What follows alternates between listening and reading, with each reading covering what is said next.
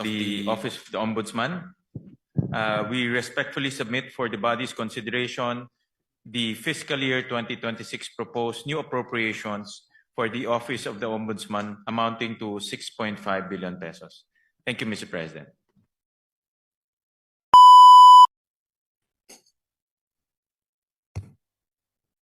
Thank you, Mr. President. You go ahead, Senator Marcoleta, you're recognized. Mr. President,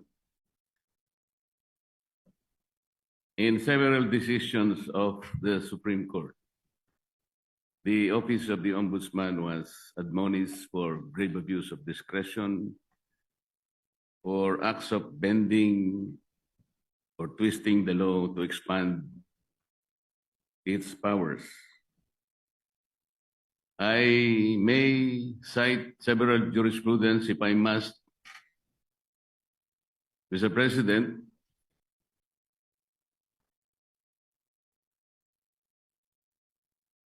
if I will be required. And we all know that the present Ombudsman, Mr. President, publicly flouted his predilection to bend the law. Does he believe that these decisions of the Supreme Court are wrong and he is not bound by these decisions? Mr. President, the new ombudsman intimated to me that his direction is to abide by the Supreme Court decision, and the rule of law is supreme. And therefore is not correct, and there is no basis for flouting those statements publicly declared that bending the law is all right, provided that he is not breaking the law. Mr. President, it's a figure of speech, Mr. President. Mr. President, why figure of speech? The Office of the Ombudsman is a high office. We are not supposed to be guided by figures of speech. Our people might be misled into believing that it's all right to bend the law, provided we do not eventually break it. It should be explained succinctly, Mr. Speaker. It should be explained very well that that is not correct. That he was wrong in saying that. He was very wrong in confirming and even affirming that publicly in one of our hearings in the Blue Ribbon Committee.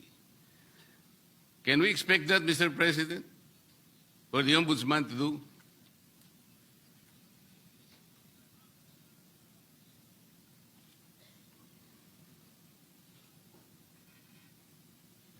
One minute suspension, Mr. President.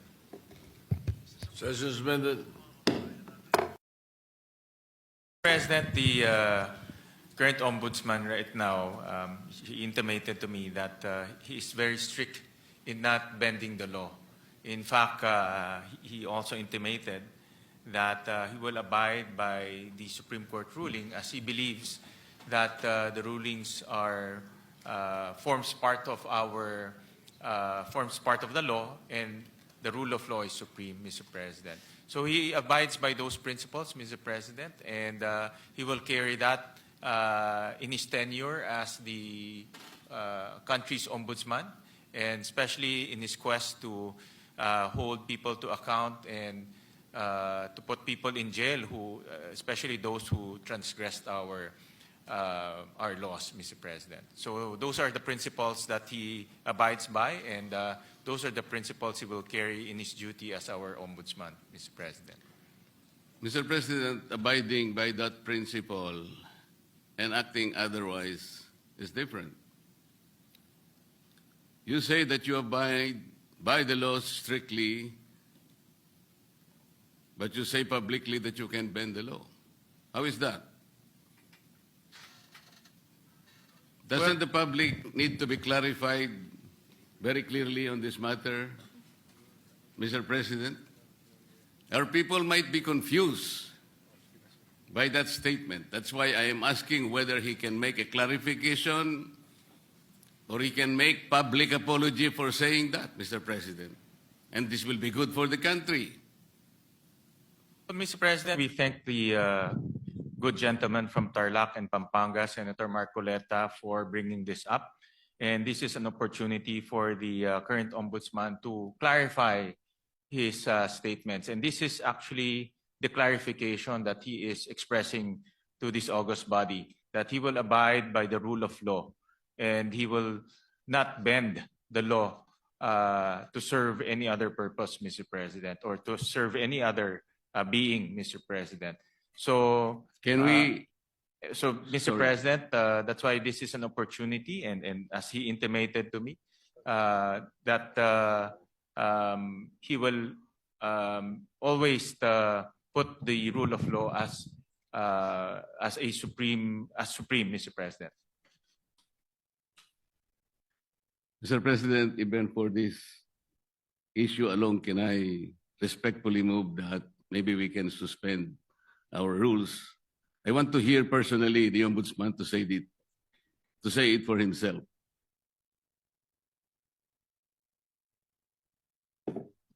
One minute suspension, Mr. President.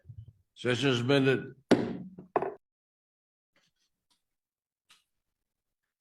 Mr. President, even for this issue alone, can I respectfully move that maybe we can suspend our rules? I want to hear personally the ombudsman to say it for himself.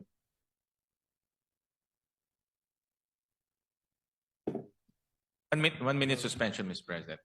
Session suspended.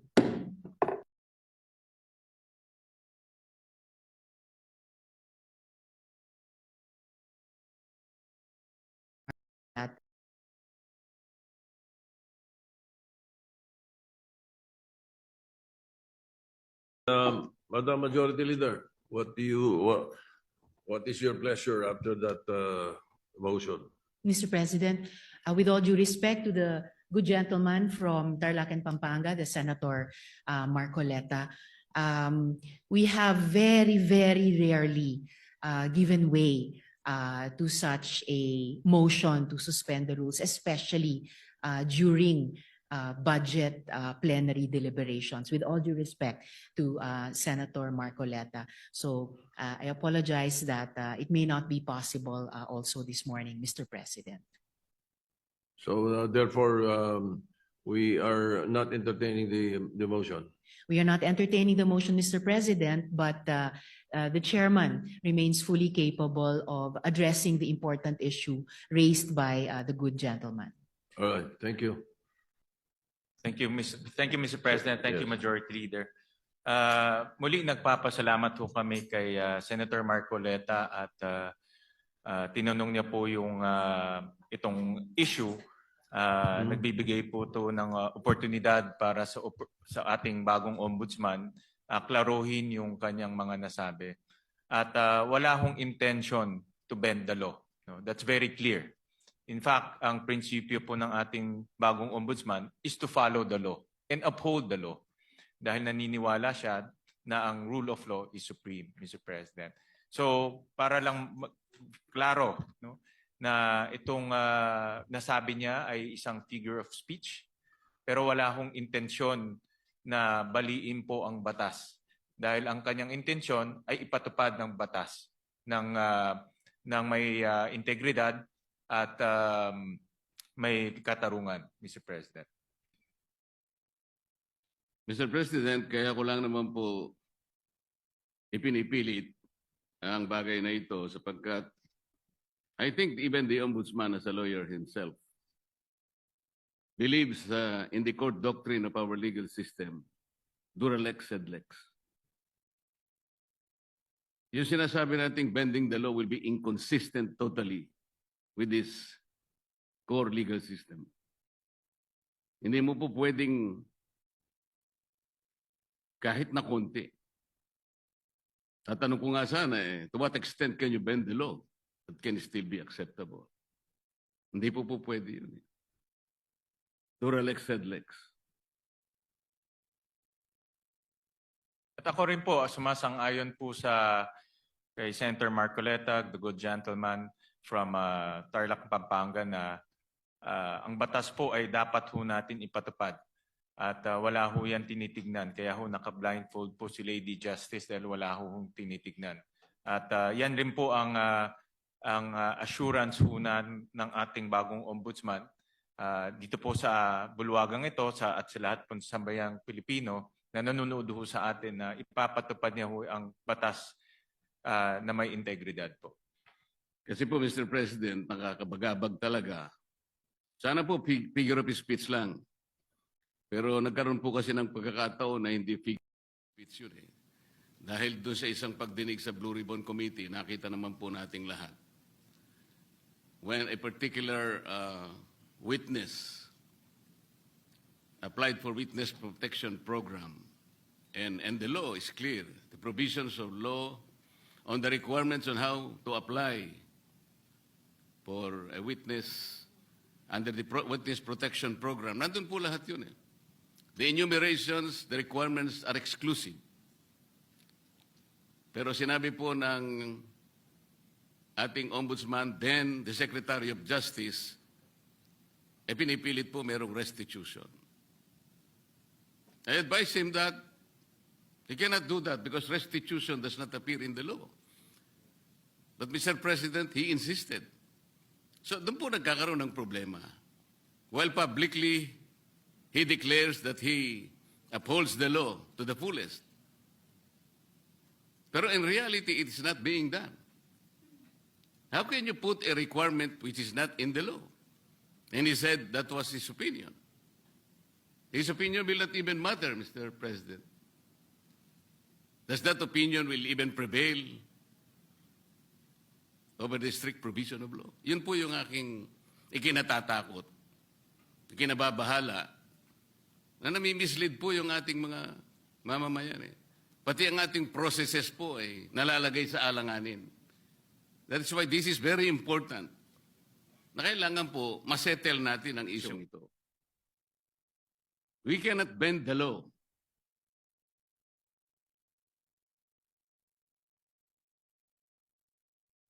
Kasi po, kapag pinanatili natin yun, it is as if the ombudsman has the power to refine the law or even revolutionize the law. No one can do that, Mr. President.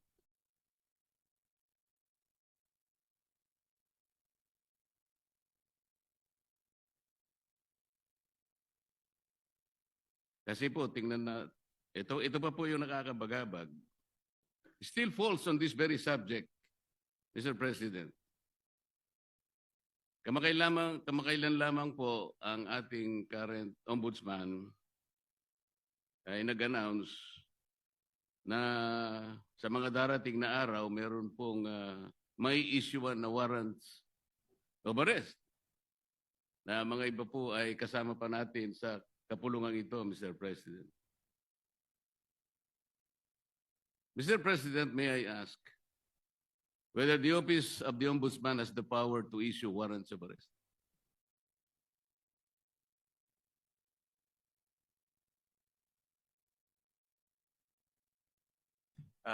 No, Mr. President. Ang trabaho na ho nila, ang pinaka-responsibility ho nila is to ensure accountability, Mr. President. Tama naman po yun at ako'y naniniwala. Pero bakit niya po kaya nasabi yun? That on such a particular date, warrants of arrest will be issued. Does he think that he can preempt the Sandigan Bayan or even the RTCs, Mr. President, to issue the warrants?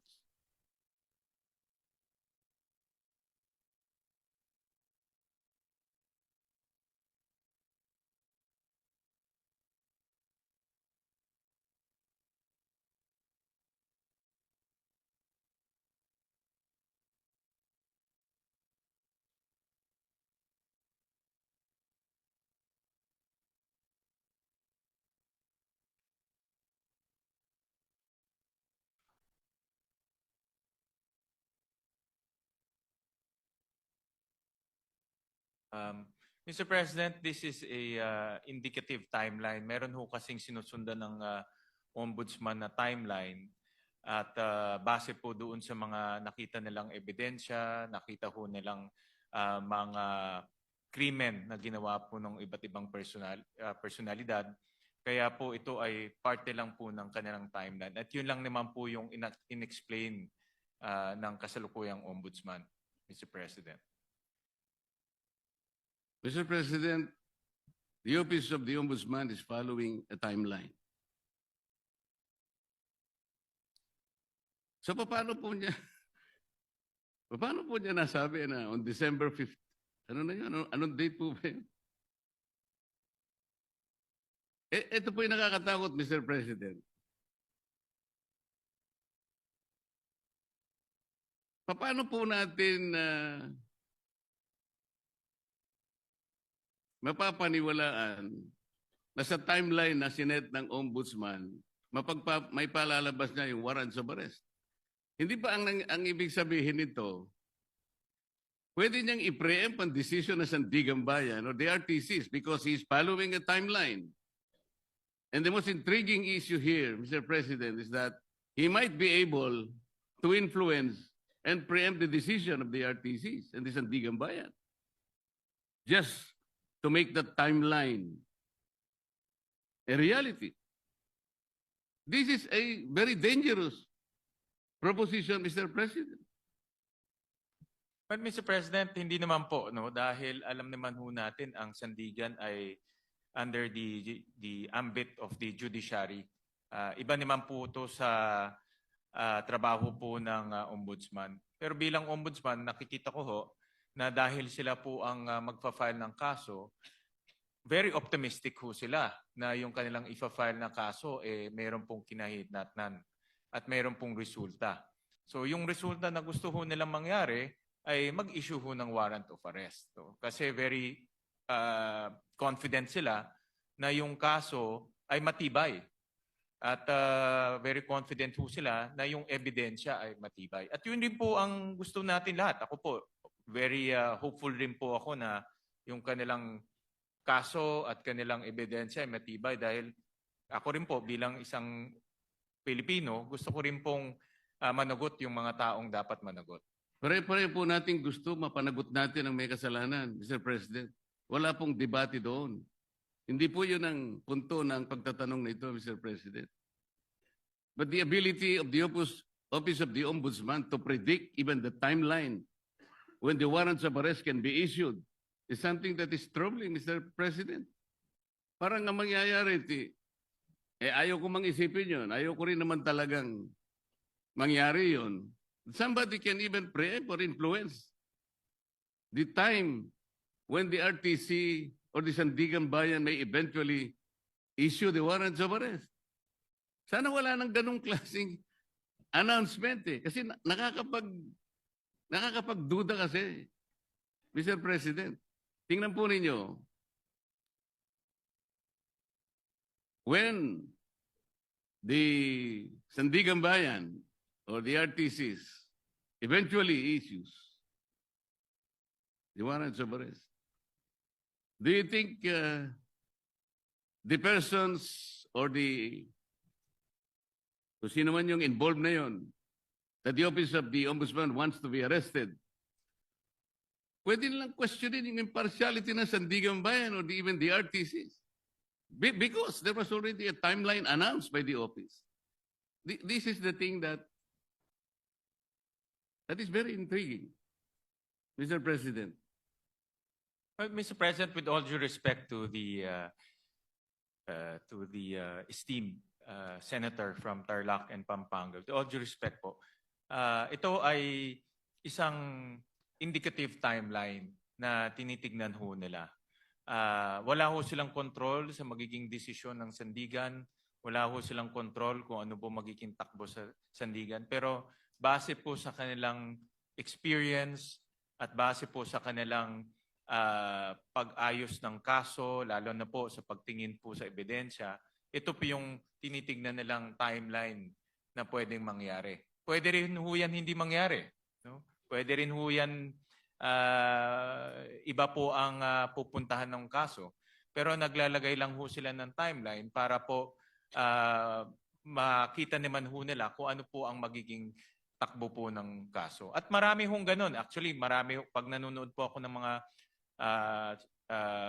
political shows sa YouTube, marami pong mga political analyst, mga legal analyst, sinasabi ho nila, ano po ang magiging takbo ng kaso, kailan po may makukulong, kailan po may i-issue ng mga warrant of arrest. Yan po ay based on their analysis and experience. Pero wala hong assurance, hindi ho yung magiging 100% na ganun po ang kinahinatnan po niyan o ganun po ang kalalabasan. Ganun din po sa ombudsman. Ito po ay sa kanilang tingin ay posibleng mangyari. So do you think announcing a particular timeline, Mr. President, is even necessary? Ito po ay for purpose of information, Mr. President, and para po mabigyan din po ang publiko ng kanilang opinion pagdating po sa magiging takbo po ng kaso.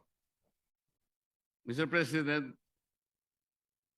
ang sinasabi po ng representasyon na ito, hindi naman kailangan pang i-announce yun eh.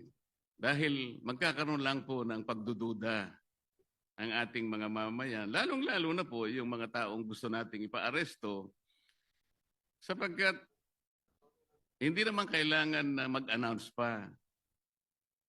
Kasi kapag sinabi mong meron po kaming timeline, parang siguradong-sigurado na po kasi ng opisina ng ombudsman na talagang mag-i-issue yung either the Sandigan Bayan or the RTC doon sa panahon na kanyang tinutukoy. Di bali, maiisip ninyo, nasa ilalim pala ng impluensya ng ombudsman o ng RTC, ang mga korte, naiimpluensyahan pala ng ombudsman ang mga korte. Ganun po yung magiging maaring isipin. Maaring hindi totoong yun ang gustong gawin ng ombudsman. At naniniwala naman ako na hindi niya intention yun. Ngunit para bigyan po ninyo ng pagdududa ang ating mamamayan, lalong-lalo na po yung mga taong involved nga at gusto nyo ipa-aresto, parang hindi kailangan pong mag-announce pa eh. That is the only point, Mr. President. Yeah, I'm sure andito po ang ating ombudsman at nakikinig ho siya sa mga suhestyon ng ating senador at bibigyan ho nila yan ng konsiderasyon. Salamat po sa sagot. Mr. President,